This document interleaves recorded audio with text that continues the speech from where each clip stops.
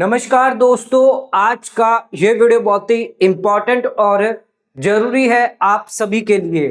आज के इस वीडियो का टॉपिक है सेविंग बैंक खाते में ये 10 काम कभी मत करना, वरना इनकम टैक्स की मुसीबत बढ़ सकती है। इनकम टैक्स की जो मुसीबत है वो आप पर ना बढ़े, इसलिए सेविंग बैंक अकाउंट में 10 काम जो है वो कभी मत करना।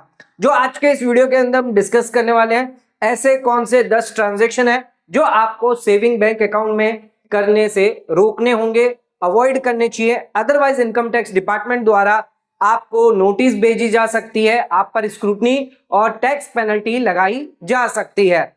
दोस्तों, सेविंग बैंक खाता बहुत ही इंपॉर्टेंट होता है एक आम नागरिक के लिए। आप रोजमर्रा जिंदगी में सेविंग बैंक अकाउंट को यूज करते हैं पैसा जमा करने के लिए, पैसा निकालने के लिए, लेकिन कई बार हम यहां पर लिमिट से ज्यादा पैसा जमा कर देते हैं या निकालते हैं। इनकम टैक्स धारा के तहत इसमें लिमिट दी गई है कि एक लिमिट से ज्यादा आप इसमें पैसा निकाल या अगर जमा करते हैं तो उसके बारे में जानकारी आपकी इनकम टैक्स डिपार्टमेंट को चली जाती है। इनकम टैक्स डिपार्टमेंट द्वारा आपको नोटिस इंक्वायरी आती है और इंक्वायरी के तहत आपको सबूत देने पड़ते हैं कि जो भी पैसा आपने डाला है इस पर प्रॉपर टैक्स आपने ऑलरेडी दे दिया है। अगर ये आप प्रूफ नहीं कर पाएंगे तो उस केस में आप पर टैक्स पेनल्टी भी लगाई जाएगी, आपकी अनडिस्क्लोज इनकम मानी जाएगी। तो ध्यान रखिएगा, सेविंग बैंक अकाउंट बहुत ही महत्वपूर्ण होता है आप सभी के लिए, चाहे आपका एक अकाउंट हो या सभी जितने भी आपने मल्टीपल अकाउंट होल्ड करके रखे हैं अलग अलग बैंकों में। पैन लेवल इंडिया बेसिस पर सारे बैंक खाते आपके देखे जाते हैं। ऐसा नहीं है कि आपने एक या दो बैंक अकाउंट डिक्लेयर किए तो वही आपके बैंक अकाउंट जो है वो इनकम टैक्स डिपार्टमेंट चेक करेगा। आपके जितने भी बैंक अकाउंट है जिसमें पैन लिंक है उन सभी खातों को यहां पर देखा जाता है। तो बहुत ही इंपॉर्टेंट वीडियो, आज के इस वीडियो के अंदर हम 10 काम के बारे में डिस्कस करेंगे जो आपको सेविंग बैंक अकाउंट में करने से बचना है। अगर आपने ये ट्रांजेक्शन कर लिए हैं तो आपको क्या क्या सावधानी रखनी है जो आगे आप ये ट्रांजेक्शन ना करें, और इन काम के बारे में जानना आपके लिए बहुत ही जरूरी है। तो वीडियो को एंड तक जरूर देखें, चैनल पे नए तो सब्सक्राइब करें और बेल आइकन पर ऑल नोटिफिकेशन पे क्लिक करें ताकि आपको आने वाले सभी नोटिफिकेशन रिगार्डिंग हमारे वीडियो से रेगुलरली मिलते रहे। आइए स्टार्ट करते हैं अपना आज के वीडियो को बिना किसी देरी के।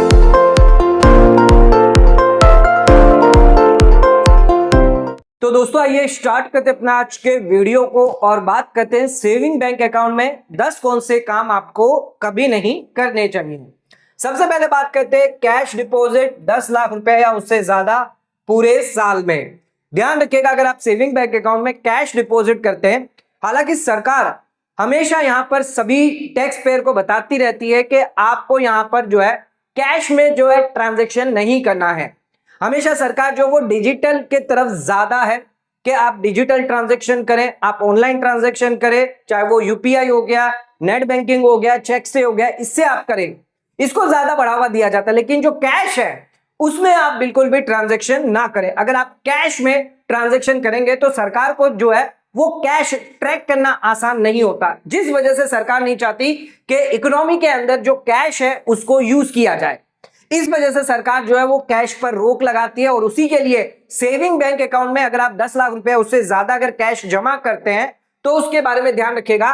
कैश अगर आपने डिपॉजिट किया है 10 लाख रुपए या उससे ज्यादा एग्रीगेट, भले आपने 5 लाख, 3 लाख, 2 लाख, पूरे साल में मिलाकर 10 लाख रुपए या उससे ज्यादा अगर आपने डिपॉजिट किया है, चाहे आपका एक सेविंग अकाउंट हो या एक से ज्यादा सेविंग अकाउंट क्यों ना हो, यानी आपने आईसीआईसी बैंक में रखा है, एचडीएफसी बैंक में, अलग अलग बैंकों के अंदर सेविंग अकाउंट डाल के रखा है, या एक ही बैंक के अंदर आपके मल्टीपल सेविंग बैंक अकाउंट है, ध्यान रखिएगा पूरे साल में 1 अप्रैल 2025 से लेकर 31 मार्च 2026 पूरा फाइनेंशियल ईयर आपको देखना है, अप्रैल से लेकर मार्च तक।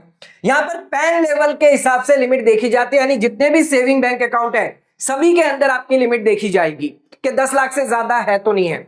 मान लीजिए आईसीआईसीआई बैंक है, एचडीएफसी बैंक है या एक्सिस बैंक है, इन सभी को मिलाकर यहां पर 5 लाख किए, यहां पर 5 लाख, यहां पर 5 लाख, टोटल आपने 15 लाख कर दिए, यानी 10 लाख से ज्यादा है।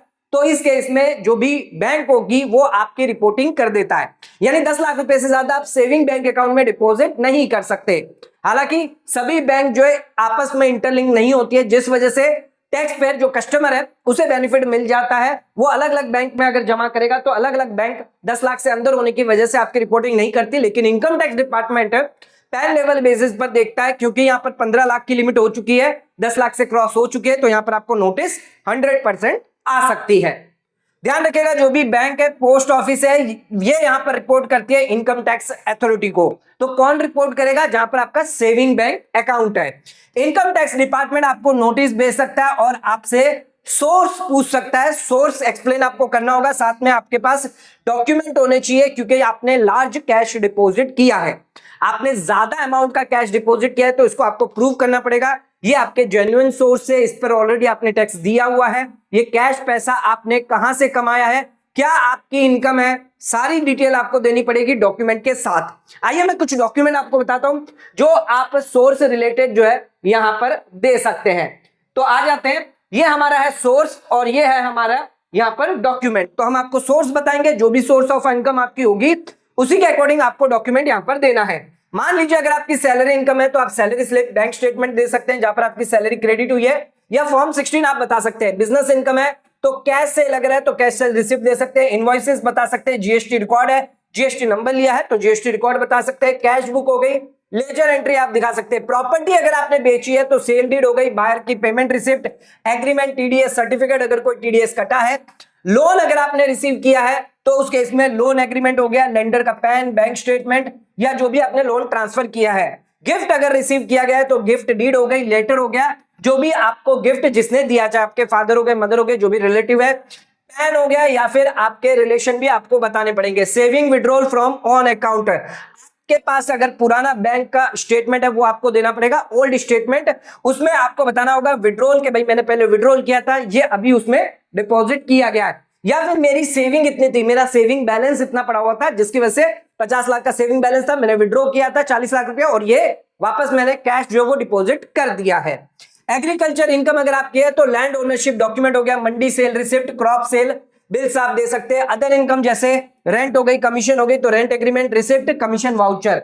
तो ये सोर्स आपको, अगर जो भी सोर्स आपका होगा इनकम का, वो सोर्स इनकम का बताना है, साथ में इसके साथ आपको डॉक्यूमेंट भी अटैच करके देना जरूरी हो जाता है। सिर्फ मुंह से आप कह देंगे कि ये कैश डिपॉजिट मेरी इस इनकम का है, इनकम टैक्स डिपार्टमेंट कभी भी नहीं मानेगा, वो हमेशा आपसे डॉक्यूमेंट या प्रूफ के बेसिस पर ही बात करेगा। नेक्स्ट आ जाते हैं, अगर आप क्रेडिट कार्ड बिल्स का जो है वो पेमेंट करते हैं, लार्ज क्रेडिट कार्ड बिल्स, आपने 3 credit card, 4 credit card, 5 credit card रख लिए और उसको आप स्विप करते जा रहे हैं, कभी टेलीविजन ले रहे हैं, कभी रेफ्रिजरेटर ले रहे हैं, मोबाइल आईफोन ले लिया आपने, और भी कई सारे खर्चे जो है फॉरेन ट्रैवल कर रहे हैं, कई सारे खर्चे जो है क्रेडिट कार्ड से कर रहे हैं। तो ध्यान रखिएगा, अगर आप लार्ज पेमेंट कर रहे हैं, इसमें लिमिट दी गई है। कैश की बात करें तो 1 लाख रुपए से ज्यादा का अगर आप क्रेडिट कार्ड का बिल कैश में देते हैं तो जो भी क्रेडिट कार्ड कंपनी है या जो बैंक है वो आपकी रिपोर्टिंग इनकम टैक्स डिपार्टमेंट को कर देता है। ऑनलाइन की बात करें तो 10 लाख रुपए यानी ऑनलाइन ट्रांजैक्शन के थ्रू आप कर रहे हैं, यूपीआई, एनईएफटी, आरटीजीएस से 10 लाख की लिमिट है वहां पे। 10 लाख से ऊपर अगर आपने बिल का पेमेंट किया है, क्रेडिट कार्ड बिल का, तो उस केस में ध्यान रखिएगा इनकम टैक्स डिपार्टमेंट को बैंक जो है वो रिपोर्टिंग कर देगा।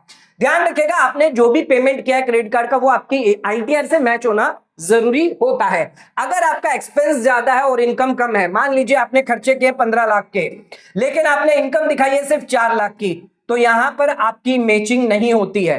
जो इंसान 4 लाख रुपए कमा रहा है वो 15 लाख रुपए कैसे खर्च कर सकता है? इनकम टैक्स डिपार्टमेंट आपसे यह सवाल पूछ सकता है। इनकम टैक्स डिपार्टमेंट ध्यान रखिएगा हमेशा एक चीज ध्यान में रखता है कि जो भी आपकी इनकम है वो यहां पर एक्चुअल इनकम ज्यादा हो सकती है, यानी जो 15 लाख खर्चे हैं तो इससे ज्यादा आपकी इनकम हो सकती है, आपने गलत इनकम बताई है। तो यह ध्यान रखिएगा इनकम टैक्स डिपार्टमेंट आपको नोटिस भेज सकता है और जो भी एक्सेस पेमेंट किया गया है 4 लाख से ऊपर जो भी आपने पेमेंट किया ये आपकी इनकम को कंसिडर कर सकता है अगर आप प्रूफ नहीं कर पाए। ध्यान रखिएगा इसके लिए आपको क्या करना होगा, क्रेडिट कार्ड के बिल्स जो भी आप पेमेंट कर रहे हैं इसको आपको मेंटेन करके चलना है। आईटीआर फाइलिंग के अंदर जो भी आप पेमेंट्स कर रहे हैं उसके रिलेटेड आपको प्रॉपर यहां पर रिपोर्टिंग करना जरूरी है, यानी इनकम आपकी उतनी होनी चाहिए जितने खर्चे क्रेडिट कार्ड बिल से आप पेमेंट कर रहे हैं, अदरवाइज यहां पर आपको नोटिस दिक्कत आ सकती है। आ जाते हैं अपने थर्ड पॉइंट पे। थर्ड पॉइंट बहुत इंपॉर्टेंट है।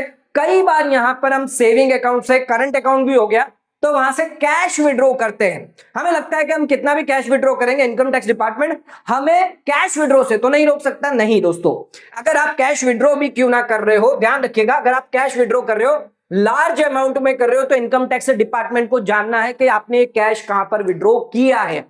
अगर आपने इसको गलत कामों के लिए यूज करने के लिए किया है तो इनकम टैक्स डिपार्टमेंट आपको यहाँ पर पकड़ सकता है। ध्यान रखिएगा, अगर आप आईटीआर फाइल करते हैं तो 1 करोड़ रुपए तक की आपको छूट दी गई है।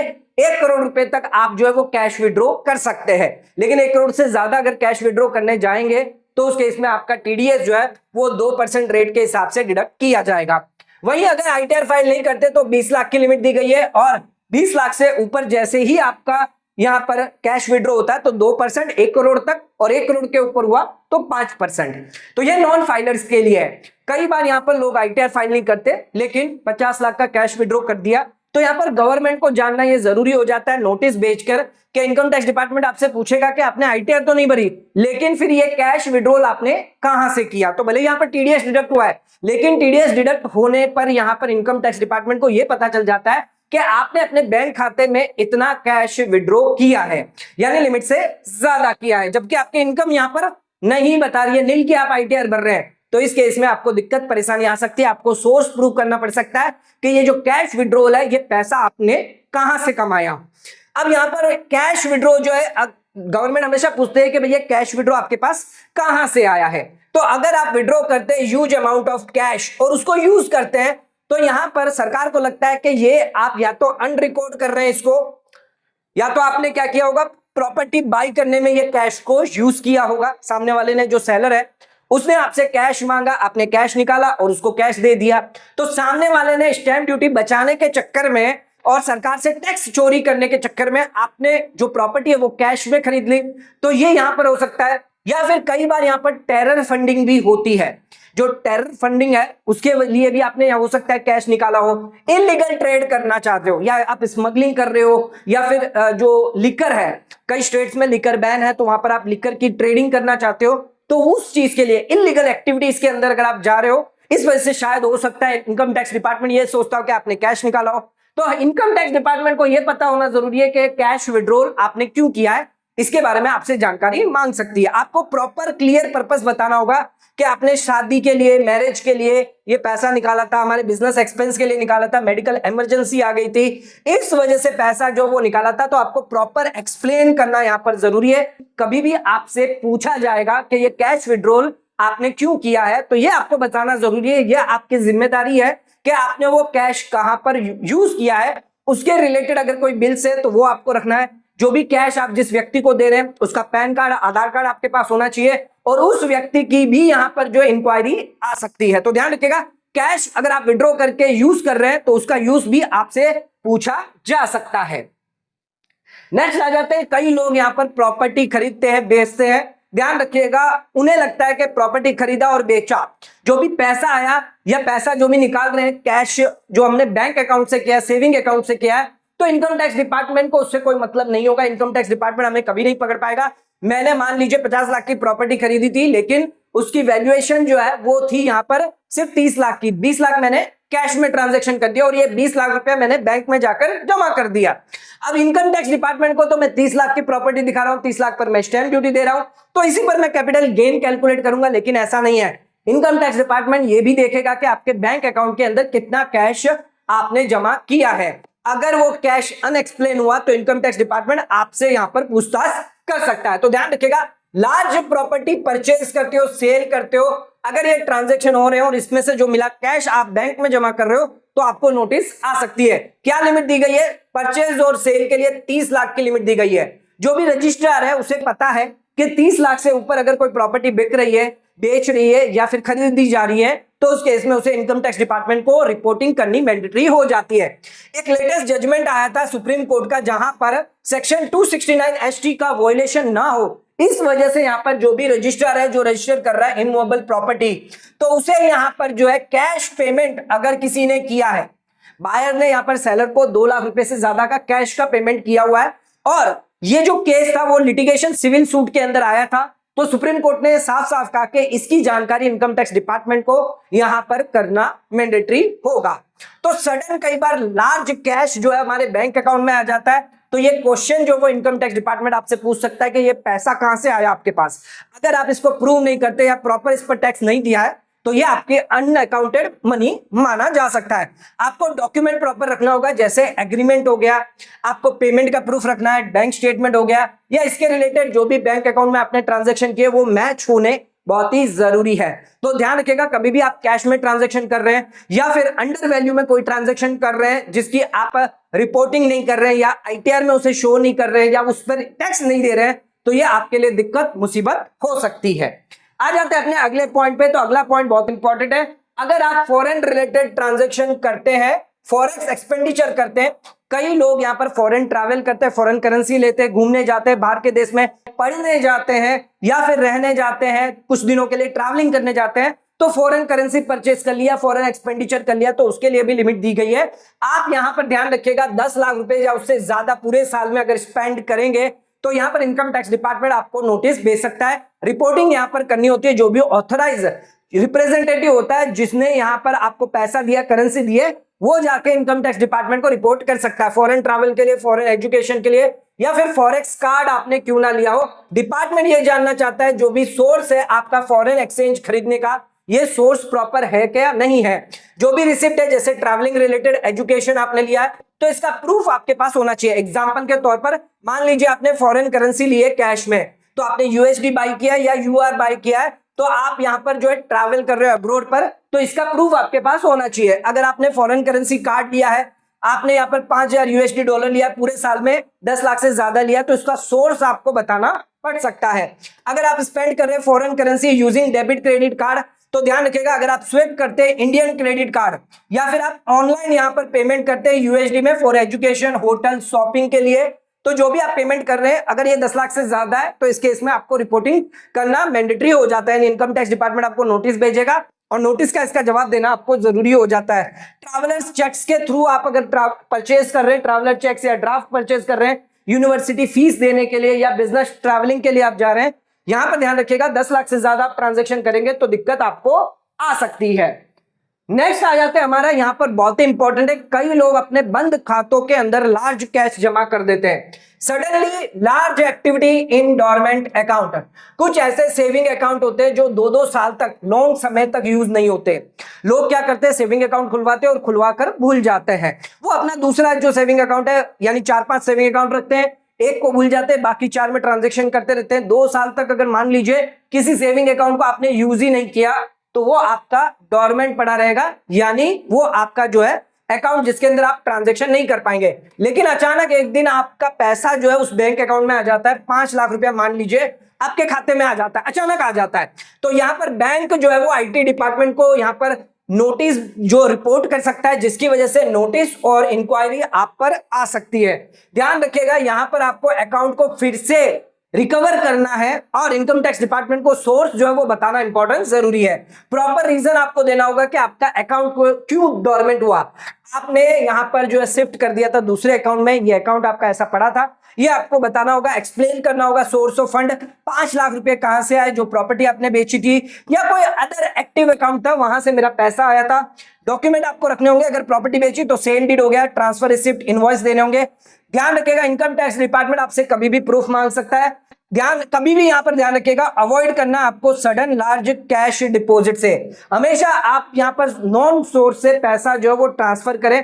कभी भी अननोन सोर्स से अगर पैसा आया, आपको पता नहीं रहा, आप एक्सप्लेन नहीं कर पाएंगे, तो इनकम टैक्स डिपार्टमेंट इसको जो है वो अनएक्सप्लेन मनी मान लेगा। नेक्स्ट आ जाते हैं, बात करते हैं discrepancy in interest and dividend information. कई बार हमारे बैंक डिपॉजिट होता है जिसका ब्याज आता है, या कई बार हम शेयर्स म्यूचुअल फंड लेते हैं जिसका डिविडेंड आता है और ये हमारे खाते में क्रेडिट होता है, लेकिन हम आईटीआर दिखाना में इसमें भूल जाते हैं, फॉरगॉट हो जाते हैं, या हम रिपोर्ट नहीं कर पाते अपनी आईटीआर में। तो इनकम टैक्स डिपार्टमेंट को ऑटोमेटिक ये इंफॉर्मेशन जो है वो बैंक द्वारा, म्यूचुअल फंड कंपनी द्वारा, पैन और आधार क्योंकि लिंक है, तो ये सारी जानकारी इनकम टैक्स डिपार्टमेंट के एआईएस में रिफ्लेक्ट होती है।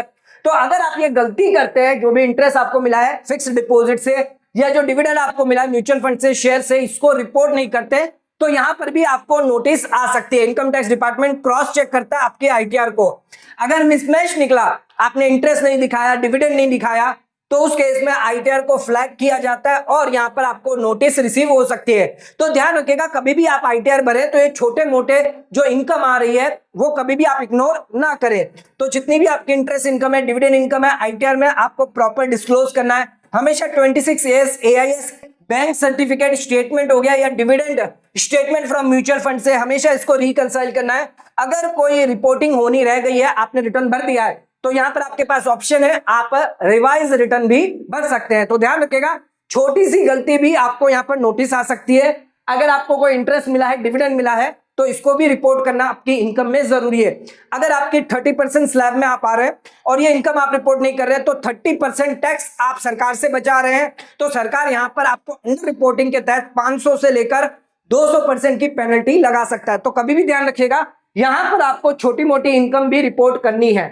नेक्स्ट आ जाते हैं, कई लोग मल्टीपल बैंक अकाउंट रखते हैं लेकिन इंटरेस्ट इनकम जो है, सेविंग की इंटरेस्ट इनकम रिपोर्ट नहीं करते।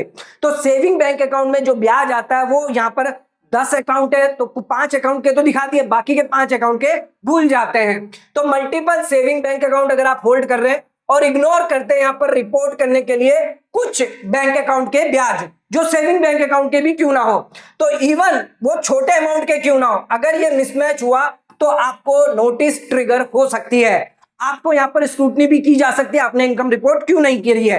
तो अपने जितने भी सेविंग बैंक अकाउंट है इसको ट्रैक करें, जितनी भी इंटरेस्ट इनकम आई है वो आपके आईटीआर में दिखाना आपको जरूरी है। ये ना समझे कि यहाँ पर छोटा अमाउंट है तो इसको इग्नोर किया जाएगा, ऐसा नहीं है। इनकम टैक्स डिपार्टमेंट 1 रुपया भी अगर आपका आ रहा है तो उसे भी आपको इनकम में कंसीडर करना मैंडेटरी होता है। अगर आप उसको कंसीडर नहीं करेंगे तो आपको नोटिस आ सकती है। डिपेंड करता है इनकम टैक्स डिपार्टमेंट आपको नोटिस भेजेगा या नहीं भेजेगा, क्योंकि इनकम टैक्स डिपार्टमेंट की एक लिमिट होती है कि वो एक लेवल ऑफ इनकम के ऊपर अगर कोई इनकम एस्केप हो रही है, अंडर रिपोर्टिंग हो रही है, तो वो आपको यहाँ पर नोटिस भेज सकता है। अगर किसी का सेविंग अकाउंट है, करोड़ रुपए पड़े हैं, तो यहाँ पर आप जान सकते हैं कि 3% 4% का जो सेविंग रेट इंटरेस्ट होगा वो यहाँ पर लाखों या करोड़ों में भी आ सकता है। तो इस वजह से यहाँ पर रिपोर्टिंग करना बहुत ही इंपॉर्टेंट है। आ जाते हैं अपने अगले पॉइंट पे, 9th पॉइंट पे। यहां पर मनी जो है वो अनडिक्लेयर्ड और अनएक्सप्लेन सोर्स से आया है। आपने अपने रिश्तेदारों से पैसे ले लिए, आपने अपने फादर मदर से पैसे ले लिए, तो ध्यान रखिएगा अगर बैंक अकाउंट में आ रहा है तो इसको प्रूव करना आपके लिए जरूरी है। आपकी इनकम नहीं है लेकिन लार्ज पैसा जो है वो क्रेडिट हुआ है आपके बैंक अकाउंट में। तो यहाँ पर पैसा अगर आपने बोरो किया है, फ्रेंड से, गिफ्ट से, हाउस होल्ड सेविंग से पैसा आ रहा है, तो उसका सोर्स जो है वो यहां पर अगर क्लियर नहीं हुआ तो डिपार्टमेंट इसको अनअकाउंटेड इनकम, अनएक्सप्लेन इनकम मान लेगा। आप नहीं बता पाएंगे, प्रूव नहीं कर पाएंगे कि ये मैंने उधार लिया था पैसा या फिर मुझे गिफ्ट में मिला था, तो यहां पर आपकी इनकम में कंसीडर किया जा सकता है। आपको क्या क्या सोर्स देना पड़ सकता है, गिफ्ट डीड हो गया, लोन एग्रीमेंट, या आपको सेविंग हिस्ट्री बतानी होगी कि मैं पहले से ही पैसा जो है वो सेव करता आ रहा हूं, जिस वजह से बल्क पैसा जो है मैंने बैंक अकाउंट में डाला है। तो आपको जस्टिफाई करना होगा जो भी डिपॉजिट आपने किया है। तो अगर आपने किसी से पैसा लोन पे भी लिया है तो इसका भी प्रूफ आपको करना पड़ेगा। लास्ट और इंपॉर्टेंट है, अगर आप अपना बैंक अकाउंट, कई बार लोग जो है अपना बैंक खाता किसी और को दे देते हैं यूज करने के लिए। मान लीजिए अगर कोई लड़की है जिसकी शादी हो जाती है, वो अपना बैंक खाता अपने पिताजी को दे देती है, तो यानी इसका मतलब उनके पिताजी बिजनेस के लिए यूज कर रहे हैं। अब जो लड़की है उसे पता ही नहीं है उसके बैंक अकाउंट में क्या चल रहा है, तो ये ऐसी गलती आपको नहीं करनी है। ट्रांजैक्टिंग समवन एल्स, अगर समवन एल्स, अगर कोई और व्यक्ति आपका बैंक अकाउंट यूज कर रहा है तो नोटिस आपको ही आने वाली है।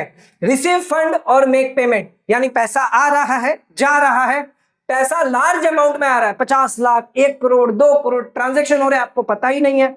और फिर जब नोटिस आती है तब यहां पर आपको होश आता है कि आपके बैंक अकाउंट में चल क्या रहा है। हो सकता है यहां पर मनी लॉन्ड्रिंग का काम चल रहा हो, बेनामी ट्रांजैक्शन हो रहे हो, प्रॉपर्टी खरीद बेच हो रही हो, लेकिन आपको पता ही नहीं है, आपने किसी अन्य व्यक्ति को दे दिया जिसको आप जानते ही नहीं है। तो ध्यान रखिएगा, कभी भी अपना बैंक अकाउंट, कई बार ऐसा होता है जो एम्प्लॉय होता है कहीं पर वर्किंग करता है, तो उसका जो एम्प्लॉयर है वो उसका एम्प्लॉय का बैंक अकाउंट ले लेता है, उसमें ट्रांजैक्शन करने लग जाता है, जबकि एम्प्लॉय को पता ही नहीं होता है कि क्या वो ट्रांजैक्शन मुझ पर इफेक्ट करेंगे कि नहीं करेंगे। कई बार ऐसा होता है, लोगों को मैं ऐसे जानता हूं जिनके साथ ऐसा हुआ है, जो अपने एम्प्लॉयर को अपना बैंक अकाउंट दे देते हैं और उनका एम्प्लॉयर आसानी से पैसा जो है वो सर्कुलेट करता है उसके बैंक अकाउंट से।